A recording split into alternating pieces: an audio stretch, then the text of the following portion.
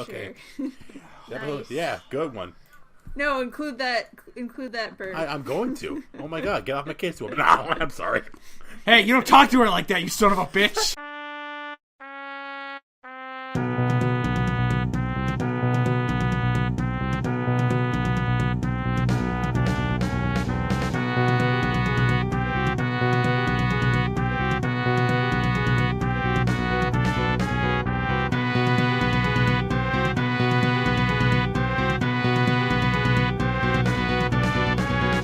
Hi everybody, this is episode 17 of We Could Be Wrong, and in honor of the Xbox 360's 10-year anniversary, we are the Three Red Lights of podcasts. I'm Eli. First off, there's one Three Red Lights of podcast, and they don't do it anymore. And how dare you claim we're anywhere near as good as Three Red Lights? I meant to say okay, whatever, fine. The asshole over there is Bret. Hi. The other one over there is Christina. Hi. What games you game, Eli? Oh, video games are stupid. I can't believe you. I thought you watched Three Red Lights. Oh, yeah, I did watch Three Red Lights years ago. Three Red Lights was a podcast IGN used to run before Podcast Unlock. Before a Podcast Unlocked, well, like long before podcast, because they tried to get Podcast Unlocked like 4 times, but Three Red Lights podcast was like the most insane fucking podcast the world has ever seen. I love it. It's like one of my favorites. It's like a precursor to like something like the Comedy Button or the GameSpy debriefings. And now we're the new Three Red Lights. And they had one episode where they had Rodney King come on to promote some video game. I felt like Rodney King just went insane like halfway through the interview. Jesus. And he was just like, the most splendiferous podcast you've ever seen. And then they had one episode where they just talked about Lost for like 45 minutes of fucking podcast. I have a question. When you said Rodney King, do you mean Don King? Don King, not Rodney King. Is someone else. Yeah, Rodney King. Something else happened to Rodney King. Yeah, he got in another type of fight. Yeah, but that wasn't in the podcast. Well, you want to make sure you got those Kings different. Rodney King's Punch Out. It always ends with you losing. Oh, that joke hurt on the way out. Oh. And it'll be the greatest fight you'll ever see in this century. So yeah. Three Red Lights. They had an entire episode about Lost, and then at the end they were like, "Oh yeah, we're a fucking Xbox podcast, aren't we?" So yeah. And then the Lost logo showed up. Before or after it ended? What do you mean? Lost. Oh, way before. This was like years before. This was back when we were in high school. 3 or 4. It's kind of a weird thing looking back and knowing that high school, like those podcasts have been the great times. Knowing those podcasts were around even when we were in high school. Yeah, no, like I was a big fan of like Beyond when I was like moving my sister to college. Like I mean I remember the first time I really listened to I started listening to Nintendo Voice Chat with Matt Casamassina. Wow, you even remember some names. Yeah, dude. I always just kind of loved his name, Casamassina.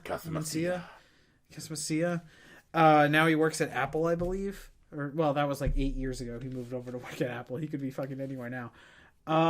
He was one of the original editors at IGN. He was like one of the last. No, I think. What's his name? Craigway.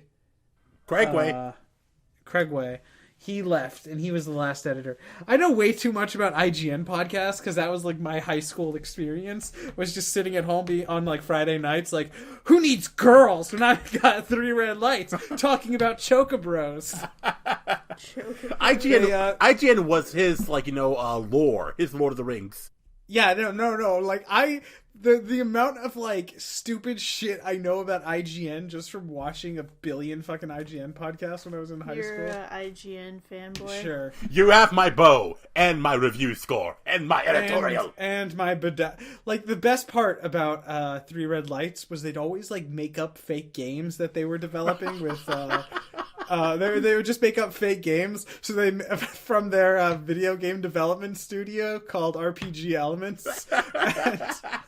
And like they were like, for the longest time, they just kept to this one joke of making the Bedazzler the game, and it was like some epic RPG where you got sent to the moon and you had to bedazzle the moon before it like did something terrible. Oh my god, I need to find. There's archives all over the internet for for everything they did. And You only then, have 3 days left. Nate Ahern, who was like this big dude bro guy, he like, I think it's like he said like he really liked this new Final Fantasy game called like Final Fantasy Chocobo, like Chocobo Panic or something. It was like a game where you just played as a Chocobo. So I think, What? Oh, yeah, Chocobo it was like Kingdom. some dumb DS my game. God. I remember where that you played as a game. Chocobo. And so they just made this like, they just relentlessly went after Nate Ahern, making him like just making this joke of him being a bro Chocobo, a Chocobro. And then they started making their own Chocobo game called Chocobro Curse of the Blood Orange. Final Fantasy Fables Chocobo Tales. Okay, thanks for fucking getting that out of the bin. Yep. But like, I probably should play that there's- game one of these days. And then, like, I mean, that's the best part about like, as much as people bitch about games media, like you talk to people, like I have friends who are like, "Oh my god, dude, fucking listening to the Giant Bombcast." Like That's 3 that hours was my- a week. Oh my god. Like I have friends who are like, that was my fucking life in high school. Like I knew every fucking word. I cried when that guy from Giant Bomb died. I fucking cried like a baby. And I was just like, oh, that's stupid. But I got really upset when Scott Bromley was kicked out of IGN because and then I gave $20 to his new podcast the day I like went online. Like, you know, like that's really cool. Like thinking about it, it's just like, as much as games media has a shit ton of issues. I don't. Because I always want to listen to the podcast for this stuff, and I always like hearing these people talking.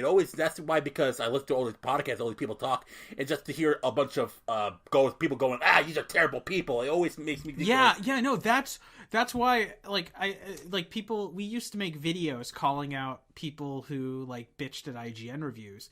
And it was like, that was the reason, is because you watch these podcasts and you see that like these are people and like who was the fucking host with Matt Casamasia? Matt Casamassia's old podcast co-host, Hillary Goldstein? Mark Bozon. Okay. Mark Bozon. Who, again, no one ever called out the fact that Mark Bozon was developing games while working at IGN. But, like, now, like, a woman is, like, slightly well, I'm not even gonna... Mark Bozon was like, you know, like, oh, I always wanted to work at IGN, and then I got into work at IGN, and then the first day I found a comment on a news thing I wrote saying I sucked because I worked at IGN, and now everything's just awful. It's just like, you know, that's what sucked. It was like, you know, there are issues, but then like I see a video like 2 weeks ago called "Games Journalism is Terrible," and I'm like, okay, let's see like what happened. Like maybe it's something serious. Did you actually go into that video thinking they had a valid argument? I think there are issues with games journalism. How many things did he have on his shelf behind him? No. This was just like. Did he have a? This was just a quick.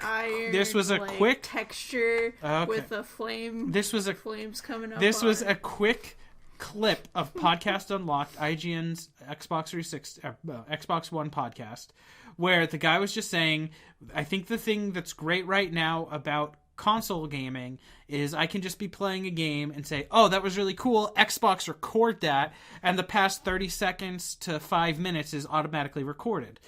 And he's like, I don't really feel like I have that experience on PC. And I forget what his last name is, Dustin something. He's like, actually... Diamond. What? Nothing, I was making a stupid joke. Oh, okay. Actually, NVIDIA now has Shadowplay, which works like that. And so people in the comments and on Twitter were like fucking berating this guy for not knowing about NVIDIA Shadowplay, which, okay, A, only works if you have an NVIDIA graphics card.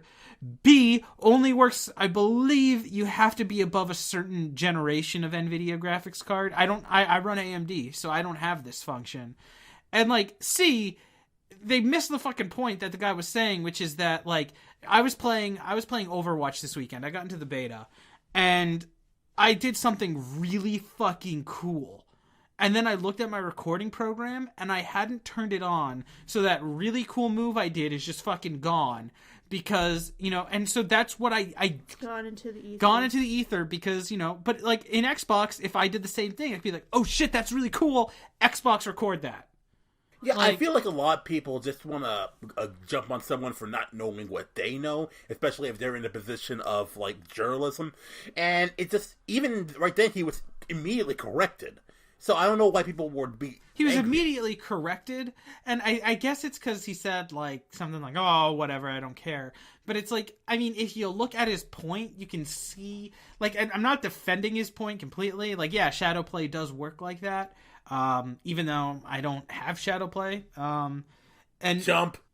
I don't have NVIDIA. Well, then it's not like it's not the way it's made to be played. Basically, it's not a shared experience among all PC games. Well, and it's also, whereas like with consoles, it is kind of. And with consoles, it's just so simple because you're just like, record that. You just say it as long as you have the Kinect. You just say it, and boom, your fucking thing is saved. And you don't have to worry about, oh shit, like, fucking, then another point, I was recording a game I was recording another game in Overwatch, and it was a great game. I didn't die the entire fucking match. I did, like, fucking awesome. I was having such a great match. And then I go to stop the recording, Bandicam, the recording program I use, crashes, fucking destroys my PC, and the video file got corrupted. Oh, God. Ew. And it's like, Damn. Don't fucking bitch about some guy being like, it's easier on console, because that's the thing.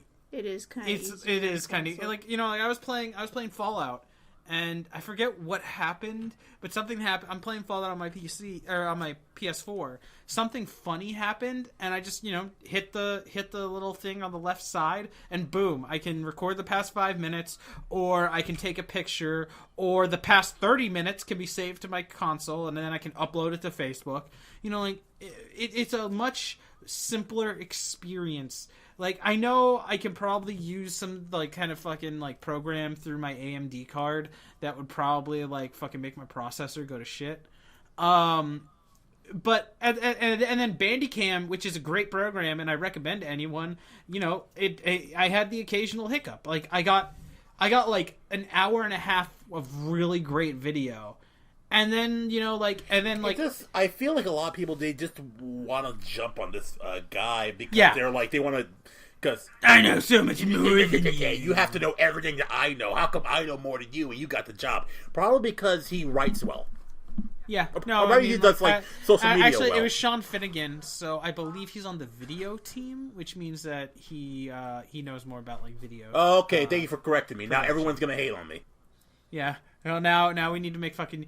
But and, like, it's another thing. The issue I had the most with this goddamn fucking YouTube video was it was such a lazy fucking production because Sean Finnegan said this thing, got corrected by that guy Destin, and then it cuts to, like, Sean Finnegan bitching some kid out on Twitter for bringing this up, but it's so fucking blurry I can't even see what's I could see, like, Sean Finnegan saying, like, doesn't matter, and then that's, like, the only word I can fucking make out, and then of course the fucking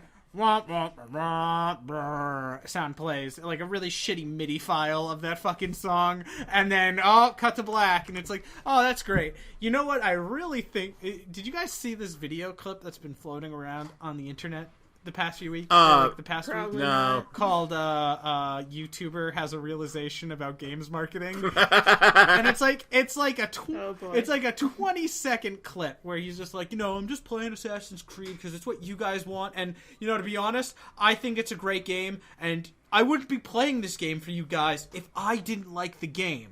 I mean, yeah, Ubisoft flew me out to, like, Montreal and they put me in, like, a presidential suite, but, like, yeah. And then the video just ends. it's just like, oh. And people are like, do you think he just, like, came to a crashing realization that he's corrupt at the end of the video? It's just so funny, just because a lot of people now, they always like saying that YouTubers are, like, the most honest people, yet, it turns out a lot of stuff happens where it turns out a lot of people are, YouTubers are, I believe, in Polygon's ethics statement that has been around since the site was created, They actually put that they don't accept. Well, they do go to review events. They don't accept travel and lodging for review events, which is a great policy. Because if review events have to exist, which, I mean, for some things it makes sense for multiplayer-focused games, there should be a review event, maybe, where, like, you can get a group of people together so that they can have a small server so that there can be, like, 20 people playing online at one point. I don't think it's the best idea, and it needs to be changed. It's clearly something that makes games journalism weaker as a whole. But the issue is, like, if they get their lodging and their travel paid for by the company, then it's basically a vacation. Whereas if they have to pay for it out of pocket and then get reimbursed for it, like I think Polygon does, you know, it sucks and it pisses them off. And it's like, I have to fucking go to this thing. I have to pay $100. I have to pay like $400 for a goddamn ticket to go to Montreal. I got a standing custom, you know, it like, oh, excuse me. You were going on. But that's the shit that I hate, is that like games journalism is kind of starting to get better at that. And now YouTube is getting into the same area. And they're at where games journalism was like 7 years ago. And yet they're the ones trying to, being praised as like the holy bastion of like, you know, transparency or like being honest with the audience. If anything, they're more than likely to be paid out by a lot of companies. You remember the whole Shadow Mordor thing. I don't think that it's like a, like they're doing it on purpose or kind of thing. I think it's just that like, again, they're where games journalism was like 5 to 8 years ago. It's kind of a fucking mess, you know, like what's his name got fired from GameSpot because he fucking gave a game a bad review. Oh, yeah, Jeff Gerstmann. Jeff Gerstmann gave a 6, I think a 6 to Kane and Lynch. And that's what started Giant Bomb was like, hey, a lot of the GameSpot cast was like, hey, fuck that, we're leaving if you're gonna fire him over this, and they go form their own website. And you know, like, I don't know. I think that like a lot of people give a lot of these YouTubers a lot of credit in some areas, and you know, like, you know, I just wish people would like put more like emphasis on like some of the more important things if they want to talk about like the problems with game journalism as opposed to like. I don't even know. Like recently, like Kotaku got blacklisted from I believe Bethesda and Ubisoft. Bethesda, not Bethesda. Okay, Bethesda, Maryland, Maryland. Bethesda. I know. I just Maryland. And there's a lot of discussion about like. We're such assholes, yeah. Christina. Like someone's like, oh, oops, I stumbled over a word. And we're like, look, the guy stumbled. Kick him while he's down. We're not linguists. So, what the fuck was I saying before I was rudely interrupted by assholes? You were talking about the blacklisting of Kotaku. Yes, the black hole. So, the blacklist. Yeah, I guess a lot of people, this would be a perfect time to talk about, you know, ethics in game journalism, but a lot of people are going like this. What does this have to do with Fuck you, Kotaku. Are you going to tag it as that? Yeah, fuck you, Kotaku. It's like, you know, if we're just going to write off anyone because we don't like the website or not even... it's like, I hate Kotaku. I think that their website's pretty bad. I love, like... I wish Kotaku wasn't, like... I wish that if I was to make fun of Kotaku, I wasn't thrown in with a certain group of people. Because, like, their StarCraft 2 Legacy of the Void review had a fucking bullet point in the positives that said, it's kind of like a MOBA, but with multiple units. And I'm like, God damn it, it's a fucking RTS. And, like, it's like... But it's like, if I throw my goddamn hat in, it's like you join a group of people you don't want to be part of. Yeah, I think that's also another problem. It's like even talking... People are a little afraid to talk out of game journalism or even talk about anything revolving like the communication. They don't want to be associated with that group. I'll fucking edit the title and post if you try to call this ethics and games journalism. Like, fucking try it. It'll be something else by the time it hits the, like, fucking page. It's gonna be called Koala Bears. Yeah, it'll be, like, super fun time. Like, you know, like... Let's talk about koala bears. Yeah, let's talk about... You ever see that... They hug trees. Yeah, and they... to regulate their body temperature. And there's an issue with koalas in Australia where a lot of them have STDs. Who they fucking? It's a lot of. I believe Themselves. it's some type of hepatitis. Mr. Koala has hepatitis. It just spread amongst their community. Oh, that's sad. Wait, do you have any sources for this information? Rooster Teeth. And we all know that Rooster Teeth... Why are you citing them? And here's the thing. Here's the thing that pisses me off the most. The most is like people I have are... nothing against Rooster Teeth, but like they're not necessarily I think Rooster Teeth the is most funny. I think reliable I think source. Rooster Teeth is funny, and I watch a couple of their videos, but the No is, I think, one of the, like, ethically wrong sources of video game news that I've seen in a while. Like, their reporting sometimes is like fucking amazingly like, you guys don't have any of these sources checked, do you? Like it like, god damn it, look at their goddamn story about Silent Hills being bought by Microsoft. Oh, they're the No guy. That was just them reporting that to get... As much as people like to say, like, oh, this is clickbait, this is clickbait, this is clickbait. That was them driving clickbait because, like, that's a game that people really were passionate about and really were hoping. Like, people were praying that game would come back to life. And the No was like, we've got a really unsubstantiated rumor that it might be coming back to life. Like, even IGN called them out. IGN called them out on that. Like, the site that reports on the fucking big... The site that reported on Hayden Christensen being in episode 8 is the one calling you out. And it's like, it's like TMZ calling you out for being ethically incorrect. Wow. That's pretty I feel like a lot of people just like...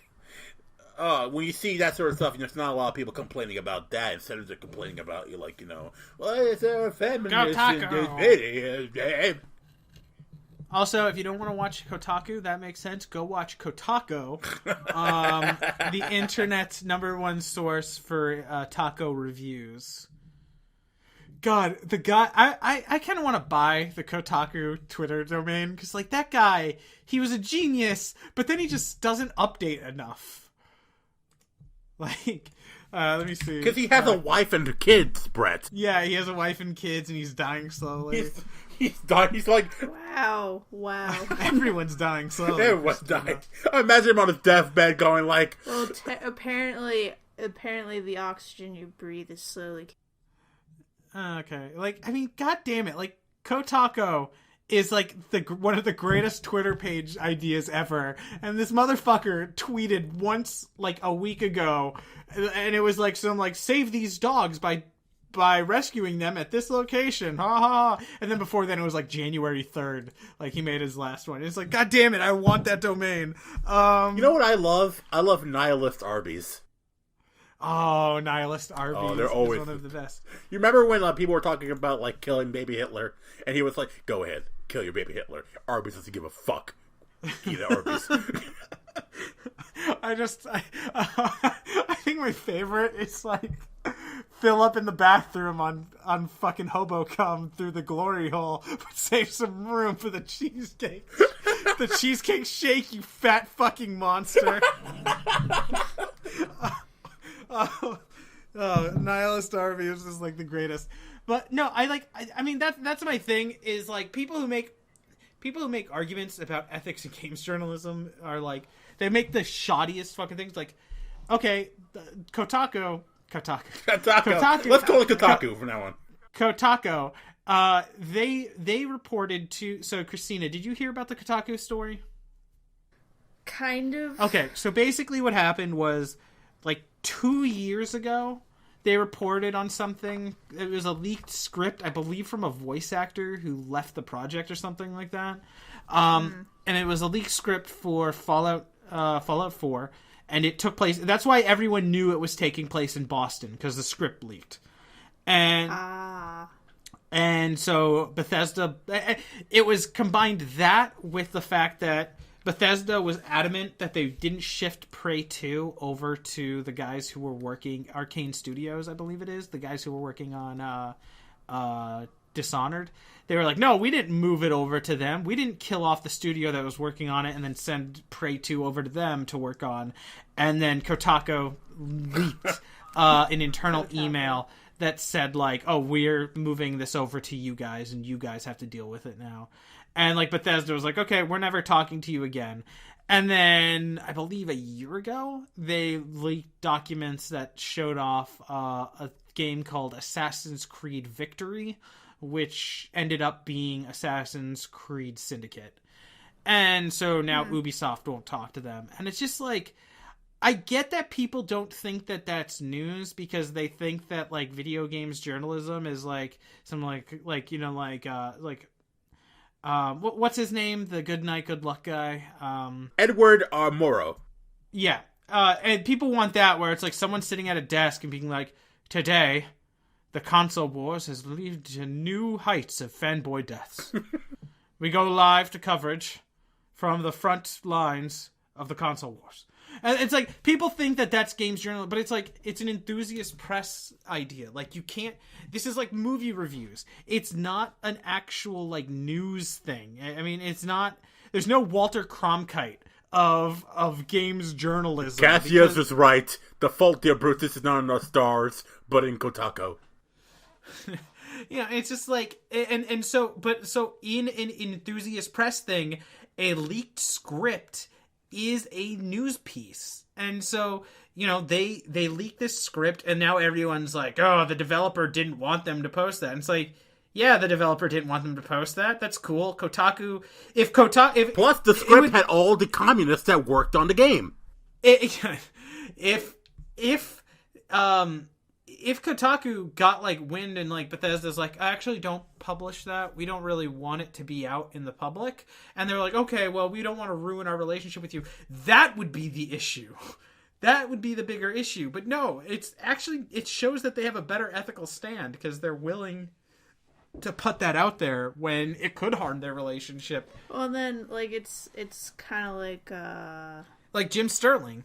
Yeah, he posted that interview of Konami when they said don't, and he's like, "No, fuck you. Here's the interview," and they blacklisted him and Destructoid. Well, and then like he brought up a point in his latest video where it's just like this is a thing where like you're gonna review, like they can put you on a blacklist, but you're still gonna review their games because you just go out and buy them yourself. And the issue is it means you don't get early copies, which means that your reviews have to be played at your own leisure time, which means that like your reviews will probably come out 2 to 4 days after. Yeah, but like that won't stop you. I know, but the biggest day for clicks and views is the day a game comes out or the day the embargo goes up. And after that is when the review traffic starts to go downwards. And so it is harmful. I believe, like, this is some statistical analyst guy I follow, was like, the only sites that wouldn't really be affected by this are, like, IGN and GameSpot. They're the only ones who can get blacklisted by basically everyone. They'll still get the views that it doesn't matter. That's amazing. It's just, like, how James Earl kind of, like, has those two dominant, like, I don't want to say figures, especially, like, it's really hard to get in there if you're going to get blacklisted. And then again, you know, there has to be a way where, you know, a lot more news shouldn't have to be afraid of being blacklisted. Well, I mean, like, you gotta look at, like, how some of the shit these companies do is fucking shady as shit. And it's not good for the baseline of the consumer. Look at what Ubisoft did with Assassin's Creed Unity. They fucking knew the game was broken. You said the U word, Bret. You said the U word. They knew that game was a mess, and they pushed the review outlets to not release information until the game had been out for upwards of 12 hours. That's fucking crazy. The fact that people forgave Ubisoft, like, after that, it's just like... I still get mad when I see questions at, like, the podcast that I like, where it's like, why does everyone forgive Bethesda but doesn't forgive Ubisoft? Because Bethesda doesn't release a Fallout every other year. Yeah, Bethesda doesn't release a fucking Fallout game every goddamn year. Like, literally, the last Skyrim came out in, 2012 or 2011? It was one of those. I think it was even beforehand. I don't know. No, because... here, let me get the release date of Skyrim. The Google episode, everybody. The Google episode, where you get to hear my Razer Black Widow. I thought you were November 11th. Is that your dick? 2000 rainbow colored now? What is it? Rainbow colored. I always have it on rainbow colors. It Fabulous. came out November 11th, 2011. So they release the game roughly every 4 or so years. Oh, 11. Oh, god damn it. That was right. That was a marketing push for the game. I forgot. But remember, you know, 11. you know what Bethesda also didn't do? They gave 24 hours roughly. The Fallout 3 review embargo was like noon the day before. And I don't mind reviews beforehand. What I mind is reviews after the goddamn street date. Like, that is ridiculous. Do you think that'll ever happen again? I don't know. It's if they can get away with it the first time, they'd probably get away with it the other time. They set a really bad precedent. Like, they suffered, because Assassin's Creed games have been circling the drain for a few years. Like, I would not be surprised if we see that franchise start to die out. Like, I mean, it's already kind of dead to me. me and you were hardcore fans. Oh yeah, we were like that. We started dating. Because of that goddamn franchise. If this franchise ends, your relationship ends. Oh no! I know, basically. What do we have to talk about anymore? Brett. I'm kidding. It's like, how was your day? Assassin's Creed? So when I say that, like, I can't stand this franchise now, it comes from a place of, like, I was obsessed with this franchise for a while, which is why when I see, like, the hardcore fans trying to justify this shit, I'm like, no, stop justifying microtransactions that let you buy armor faster, the game breaking and, like, sending you through walls everywhere. And then it's like, oh, well, why does Bethesda get away with that? Because Bethesda games are actually interesting now. Like, you know... Well, and then the bugs kind of make the experience sometimes, depending on the bug. I wouldn't say really that's bad, fair, because, like, my game crashed. It fucking, like... The textures, like, fucking deleted themselves in some instances. Everyone's hair, like, it's the textures. The textures of people's hairs got, like, deleted from the game for a few hours. That's fucking So weird. Everyone's hair... How does that even happen? I don't know. I found something. Everyone's hair turned blue because there's no more hair textures. Oh, so they're SJWs now. Nice. Everyone's hair turned blue, and, like... That's just so weird. It was so weird. It took me a while to get it to fix itself. How many of them gotta go fast? Oh, wow. Christina even didn't like that one. Oh, yeah, of course. I should have... What? There's this amazing Steven Universe video... That was the beginning. Oh yeah, and then Garnet turns out to be Tails. Garnet turns into Tails. Every Steven Universe video is amazing. But like, it looks so fucking official though. Like it did actually. Like the way they mixed that scene. I like, part of me was like, did they do this internally? Like, is it a little like a joke? Oh, man. But yeah, no, like, I think that's... I don't want to dwell on this too much, but the reason why I let Bethesda get away with this shit and not Ubisoft is, like, Bethesda games come out, it's been so long since Fallout 3, hell, it's been so long since New Vegas, then I'm like, you know what, I'm ready to jump back into this world and just see stuff. And it's like, none of the glitches I had ruined things for me. It just made the game harder to appreciate in some areas. But, like, Assassin's Creed, it's not just glitches. It's just the fact that game just, like...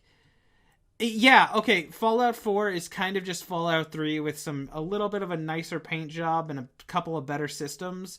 Assassin's Creed incrementally increases so little that it just feels like the same game every year, and then you're like, oh, they made it so that the trigger button now shoots a gun instead of running faster. Oh, that's so cool. Yeah, that's so different.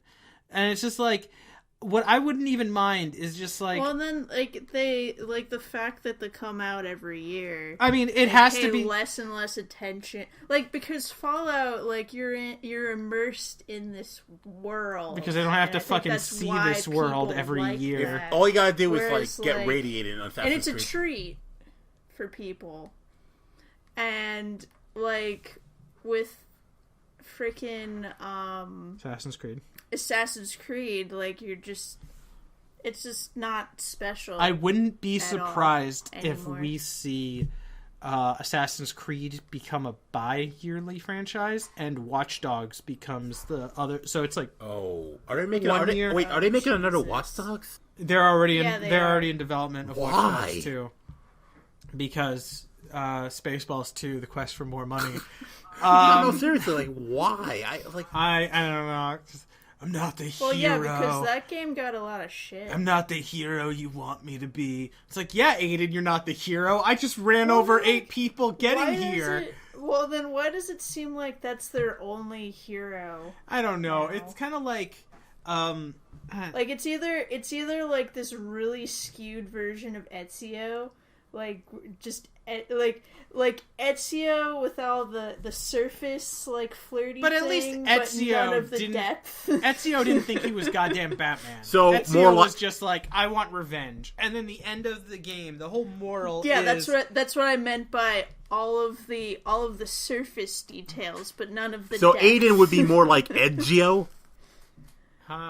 He would be more like Batman. He's like Batman if Batman was the IT guy at your like office who smelled like Cheetos and you just wanted him to leave. That it's like if that guy like decided he was gonna go be like the fucking Dark Knight. Have you tried restarting your computer? Oh my god, like that fucking game. I was so hyped for that game. I bought the fucking like $88 like digital collector's edition of that game. Why? Because well, here's the goddamn thing. I couldn't play it the first day it came out because the Uplay crashed. My goddamn buddy pirated the game and was able to play it 24 hours before the thing even fucking came out. I had to wait more than 24 hours just to play my legal copy because of the DRM that was placed in the game to prevent people from pirating it. Oh man, that was a fun. So whose fault is it? Like you for playing the Ubisoft game on PC, or just the people pirating it? No, you know what? I don't. I give my friends who pirate too much shit. Like I give them a lot of grief, but at this point, you know what? I don't buy Ubisoft games, and I mean, I don't really go out of my way to buy them. But, like, at the same time, when someone's like, yeah, I'm pirating this before I buy it, I'm like, yeah, go for it. Because, you know what? They don't give a shit about you. Like, I find it so ridiculous that a company will, like, just fuck its customers so hard for doing the right thing and paying for their games. It's like, hey, Ubisoft, I want to give you money. Okay, well if you'll step into the TSA line right here and get a finger shoved up your rectum, you'll be able to play Watch Dogs in around 84 hours. Now, that sounds excuse fun. me. Now, your friend over there is playing the Watch Dogs version, but you know, we can't catch them all. And it's like, fuck you. And before anyone leaves a comment like, well, technically there was a Bitcoin miner in all those programs. Yeah, the guy who made the pirated copy of Watch Dogs was a super genius. He cracked it and he pirated it and he put it on Pirate Bay.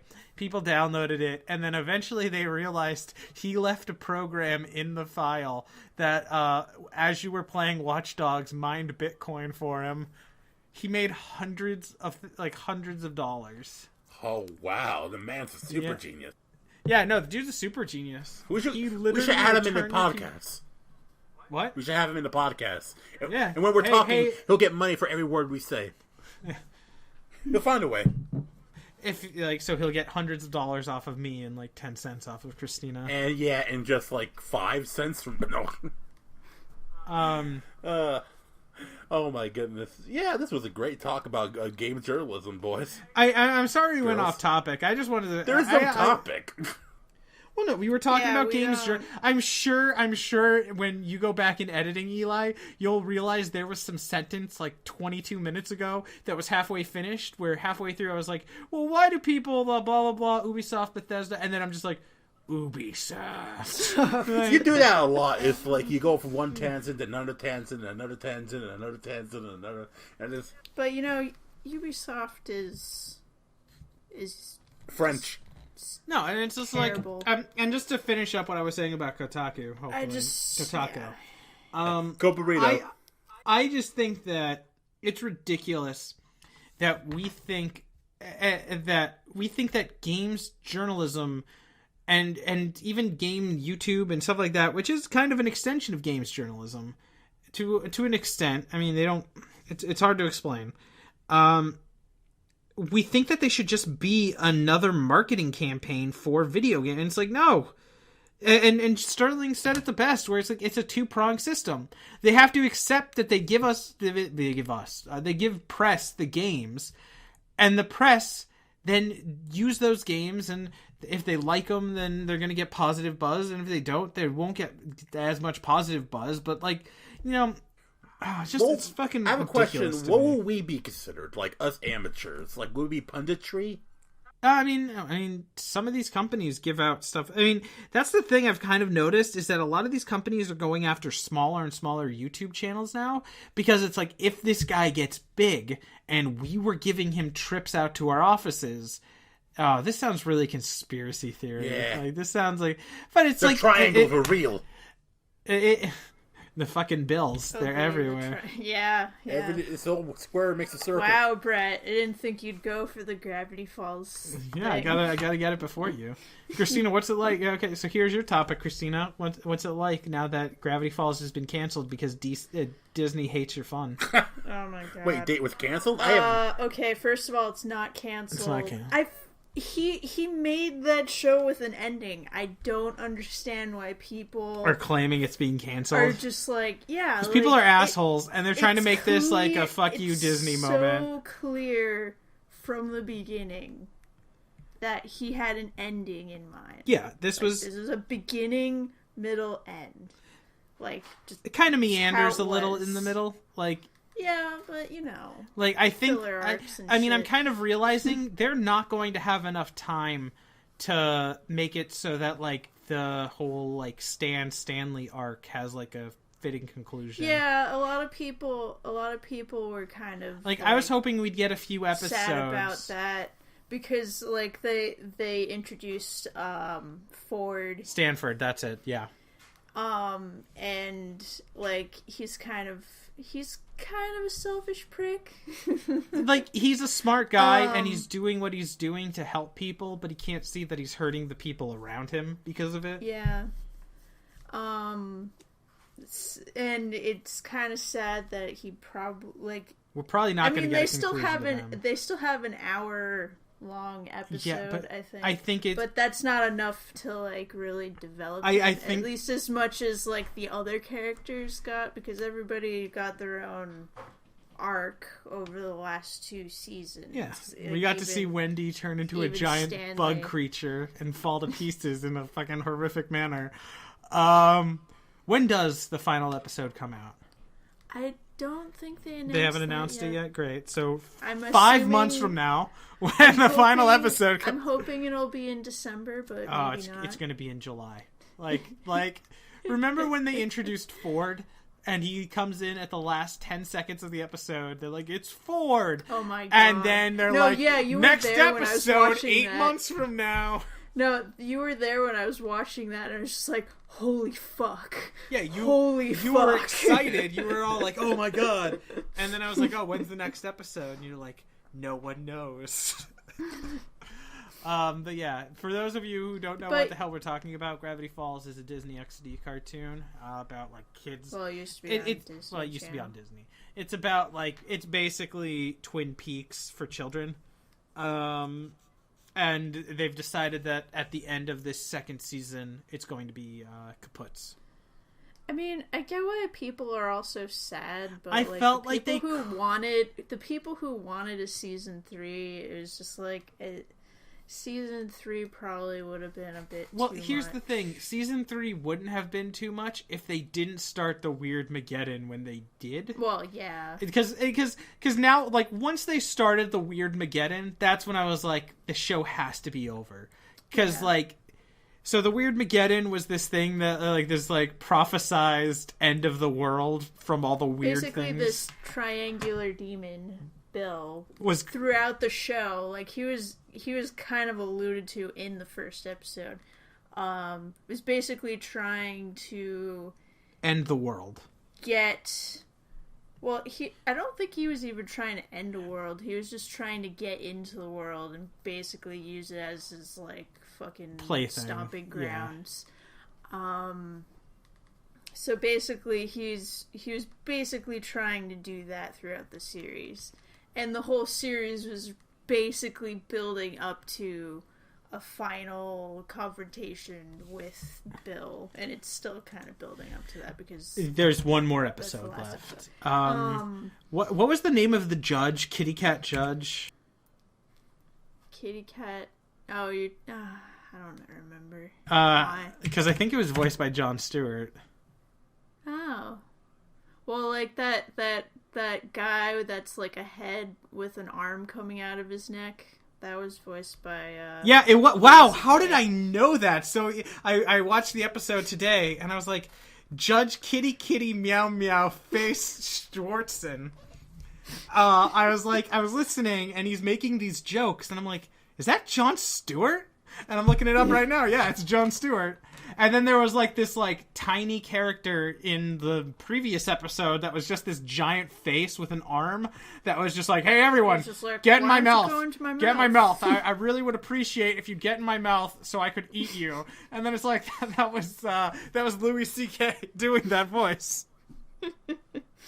They just pulled out all the stuff. Yeah. Judge Kitty Meow Meow Face Schwarzenstein. But I don't know. Once they brought up the Weird Mageddon, which they'd been alluding to for the longest time, and now that like the Weird Mageddon's gone down, it's like what can they do next? It would just be like, and now Weird Mageddon 2. You know, like it just they didn't have anywhere to go that would have felt natural, so they had. But I just think it sucks that like people are starting to paint this as like, oh, Disney's canceling it, and it's like, no, Disney was like trying to get them to not cancel it. I could actually see Disney execs seeing how popular the show is like, huge. Alex Hirsch, please continue. I mean, and he's just like, no, guys, sorry. Yeah, like, the premiere of season 2 was like one of the biggest show releases that Disney XD has ever had. And like, I mean, look at like Disney Infinity was like, hey guys, who do you want to be the next character? Do you want what's his name? Darkwing Duck? Or do you want Mabel? And like everyone was like, oh, it's gonna be Darkwing Duck. And fucking Mabel destroyed the voting. And it was like, wow. Yes. Yay. Well, I kind of got mad because people started bitching about that. And it's like, stop being an asshole because your little like goddamn nostalgia character's not getting like a thing. Yeah, stop being dangerous. Dangerous? Yes. Okay. You don't get it? No, I don't get what the hell you're talking about. Darkwing Duck, Let's Get Dangerous. Oh, okay, it's a thing. God, I'm dealing with like. Well, what's your goddamn topic, Eli? Shit, I feel really bad because I didn't say anything about the topic. Well, we didn't. Well, I didn't really say much about the last topic. I mean, I just assumed you didn't know much about Gravity Falls. I don't. I told myself I really need to watch the show one of these days, but I never do. What? Yeah, that was kind of a show that I wouldn't say it's as good. I don't like it. You like Steven Universe more. I because Steven Universe is kind of like what I want out of cartoons, where it's like I'm kind of a dork where I want like fucking like canon, and I want to be like, oh, all these characters connect, and I don't like this week this character does something dumb and out of character, but by the end of the episode they'll be back to normal. I will say the only issue I have is they only have an hour left. I don't feel that they have enough time to like solve some of these character threads. Like, okay, so Eli, why don't you finish us up with I've been talking about Punch Man, Punch Face. I feel like I want to watch this show. Do it. I probably won't. Oh my god, One Punch Man I is I don't particularly partake in the Japanese animation. One Punch Man is a show where the main character is all powerful, and that is his weakness. Does he ever talk? Yes. Okay, I didn't know if he talked or if he's just one of those silent protagonists who's like wandering around, but he can punch anyone. He kind of seems like one of those. I thought he'd just be a creepy bald guy walking around. Yeah, I remember back in high school, not maybe high school, even before that, like junior high, me and my friends, they would make like a bunch of original characters, because that's what stupid teenagers, like little kids, preteens, whatever we did. Original characters. Yeah, original characters, like, and they were always like, yeah, and they always like, because they watched Dragon Ball Z and all that. Can I just say that I was a loser and I didn't make OCs? I would just be like, what if I was teleported to this world that I like and I was there? I gotta be honest, 90% of the time in reality it's be like, what if I ended up in this like Gundam world? Be like, yeah, I'd be one of the people in one of those buildings that like a random missile flies into and blows up. Like that would be my story. Yeah, I was like, would you go back in time? So if you were to go back in time to small Bret, would you just Tiny Bret kick his dreams? No, I think like the one that I always wanted the most was Digimon. Like I was like, oh man, would it be cool if Digimon was Digimon? Yeah, Pokemon all the way. He was a Digimon. Oh, wow. Well, no, I like Pokemon. I like Pokemon first, but like Digimon I liked as much. Because of computers. I think it was the computer aspect. I was like, well, this could be real. Pokemon couldn't be real, but Digimon, that could be real. Digital monsters. But, like, you know, like, you kind of come to that when sad... will I get sucked into the... You kind of come to that sad realization that even if Digimon were real, you're probably not special enough to be one of the ones that gets one. You're, like, the character on the sidelines, like, oh, God, the building's falling! And then, like, you get rescued by the guy who was cool enough to get a Digimon. And then you kiss him because you love him.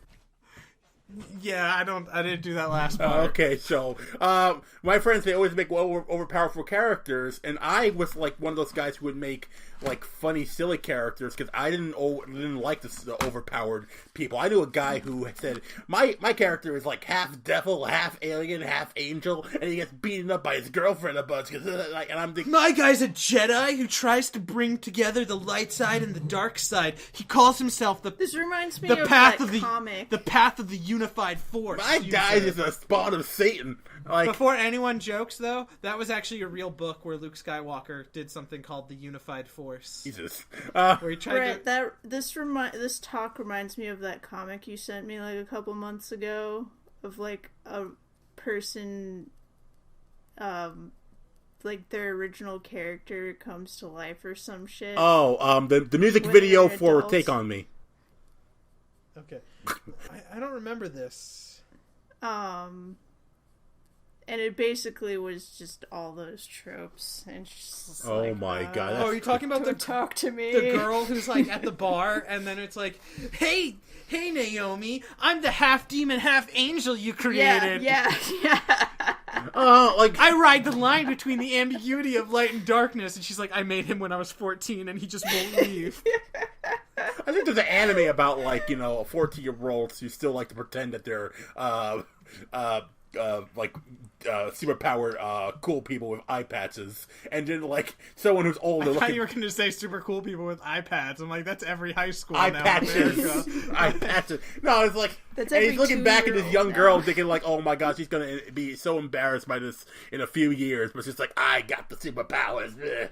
Anyway, but what I liked about like One Punch Man, because it it summed up everything that I didn't like about those overpowered things that my friends like to be, because he was so overpowered, but he doesn't have fun fighting. He's only a hero in part time because he liked the fun of it. But now because he's the strongest man in the world, there's no challenge to it. And when you're the strongest man, there's no challenge to it. Then what's even the point? And so then he has like a bunch of people trying to be his mentor, and he's so aloof. He doesn't really understand himself why he's so powerful. He tells him that his regimen is like, oh, I just, do X, Y, and Z. That's how I got so this strong. It's like, no, wait, that's just a daily regiment. That's not how you got that strong. It's like, that's seriously what I did. It's just a fantastic, it's a fun fucking show. It's an absolutely fun show, and I just remember, okay.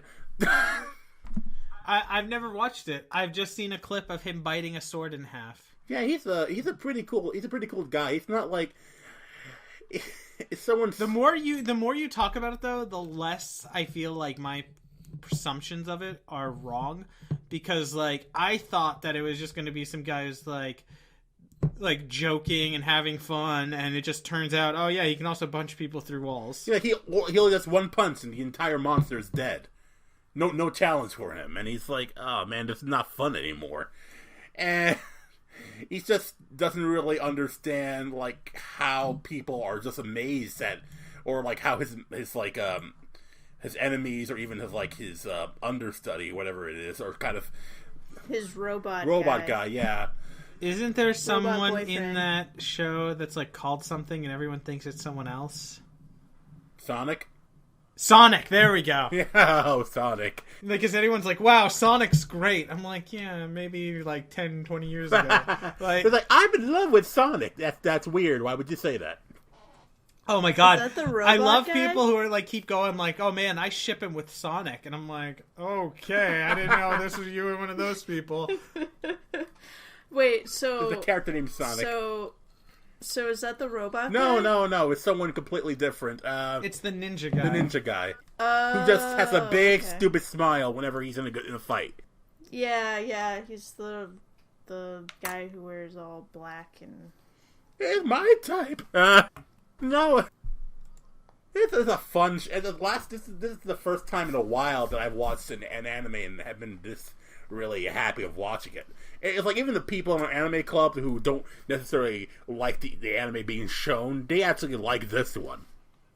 This kind of sounds like an anime that I'd like, because I kind of like animes that make fun of themselves in some I think way. I think the animes I go for are like one of two camps. Either like they're comedy animes. Either they're super competent and they don't treat their subject material like now we need to fight like I call it the Iron Man 2 or Iron Man 1 syndrome, where it's like everything leads up to just fighting a bigger version of yourself. Like, oh man, I keep fighting, and now I need to fight a guy who has a sword twice my size. Now I need to get a new move.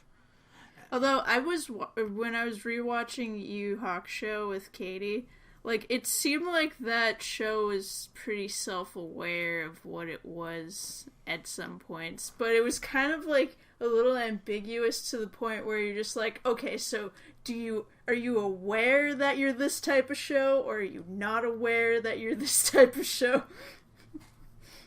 I don't know what to believe. It's just But I don't know. Like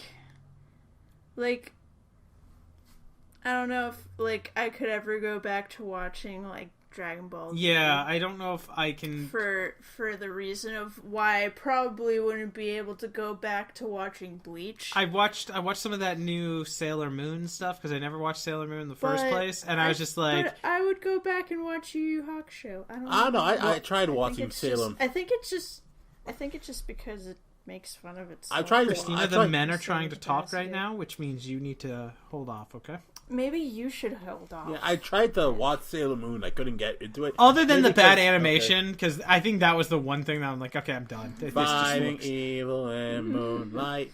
It's like if you're gonna if you're not gonna watch anime because of the bad animation, my God, you might just give up on anime.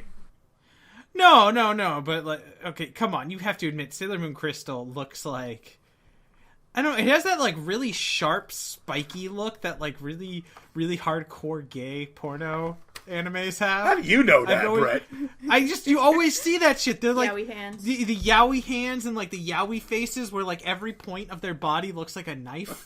Like that women find knives crazy. Knife chin, knife nose, knife eyes, knife fingers.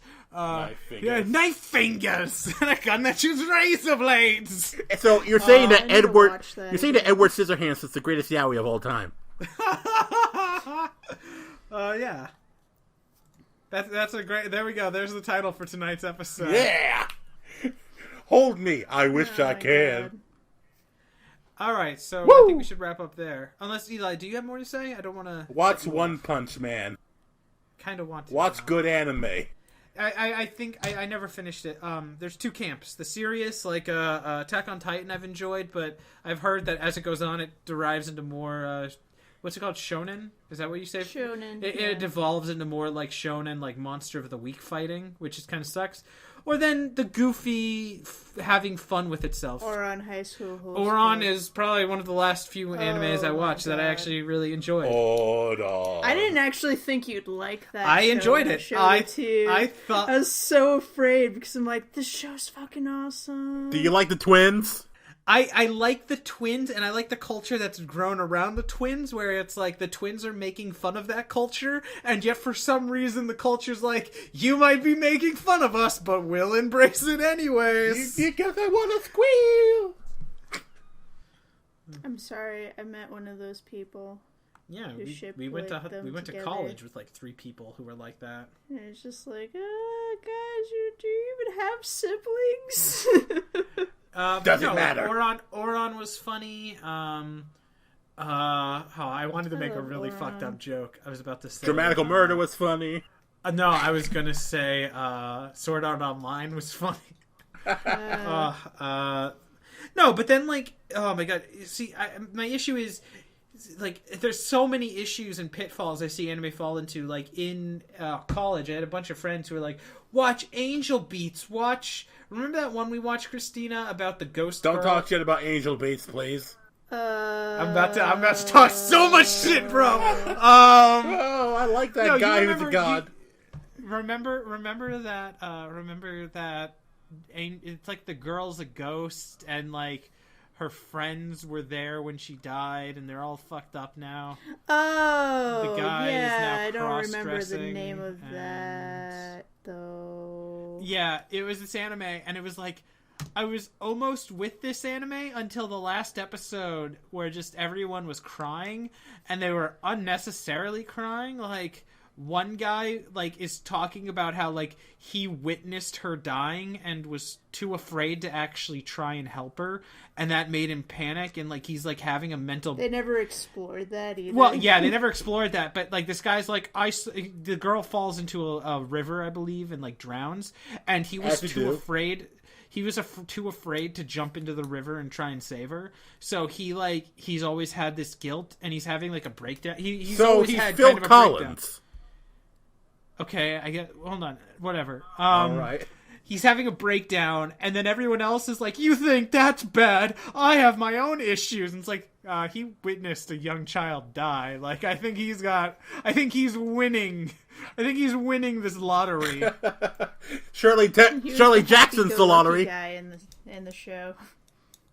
Yeah, that was the joke. Well, the thing was like he was the happy one, and it turns out he was being happy so that he could like try and hide it, and then like all the other characters are like, I have it worse. I have it worse. And it's like, no, I think the guy who witnessed her die had it worse. I fell in love with her, and she died, and I never got to say that I loved her. They never have that in like One Punch Man. They never had that in One Punch Man. There's no deep, sad origin story for each of the characters. It's just like, it's pretty simple. If they kind of make fun of someone for having this long, complicated story in one episode, but just like One Punch Man's origin is just like he just wants to be a hero. That's it.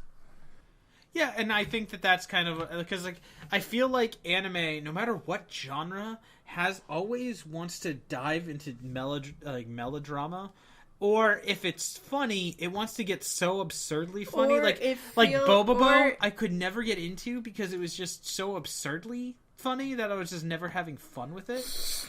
Jelly Jiggler, what's up? I just never had fun with Bobobo. I was like, this is like, it's kind of. Well, to be fair, I hate fun. I hate fun. I hated Invader Zim, so I don't know what I'm allowed to say. So, well, to be honest, I can understand why people wouldn't like that series, though, because, I mean, when I was a kid, I didn't like it too much, because it was just so yelly. My thing with comedy, and I'll freely admit this, is I need a straight man in all bits. Straight man, not what the someone to play off, someone to be serious. We know that, Bret. Why do you have to verify that?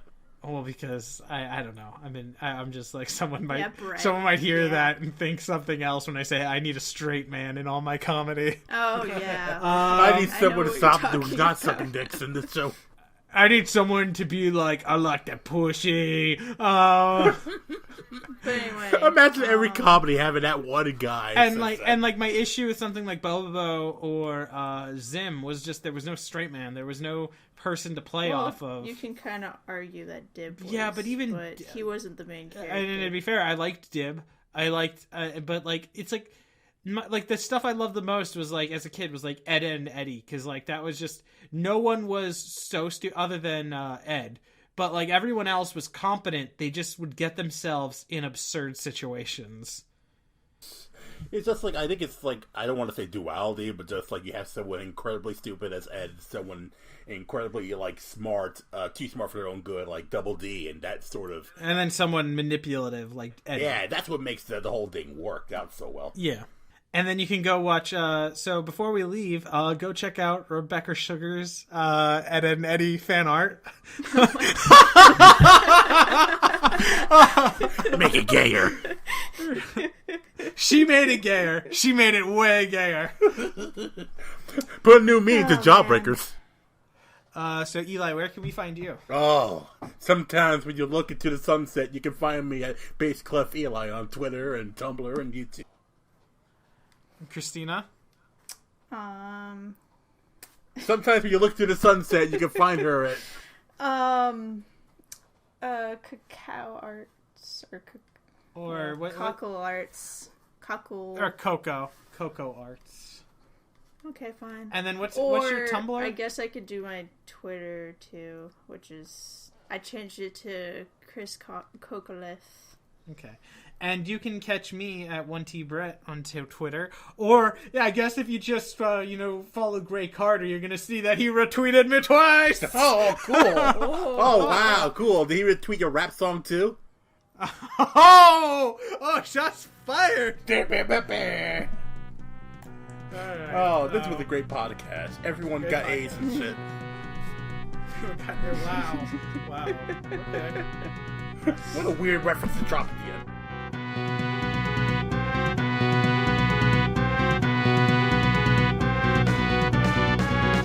We need something for the ending. Stop. We need something for the ending.